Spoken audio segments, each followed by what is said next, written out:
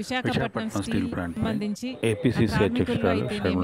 రాష్ట్ర ప్రజల్లో అయితేనేమి ప్రతిపక్షాలలో అయితేనేమి విశాఖ స్టీలు భవిష్యత్తు గురించి చాలా భయాలున్నాయి. ఇటీవల కాలంలోనే 44 పనుల కోసం EOI expression of interest invite చేస్తూ ఒక ప్రకటన విడుదలయ్యింది.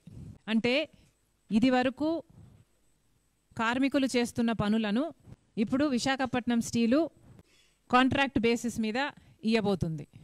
అంటే 34,000 ఒకప్పుడు రాజశేఖర రెడ్డి గారు ముఖ్యమంత్రిగా ఉన్నప్పుడు 35,000 మంది కార్మికులతో విశాఖపట్నం స్టీలు ఫుల్ కెపాసిటీలో అంటే 3 మిలియన్ టన్నుల ఉన్న ప్లాంట్ని కెపాసిటీని రాజశేఖర రెడ్డి గారు 7 మిలియన్ టన్నుల వరకు తీసుకువెళ్ళారు.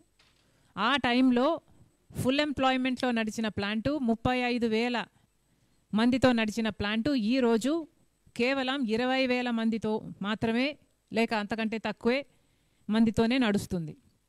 ఇప్పుడు దీనివల్ల ఆ 20,000 మందికి కూడా ఉద్యోగాలు పర్మనెంటనో లేకపోతే ఒక భరోసానో లేకుండా పోతుంది.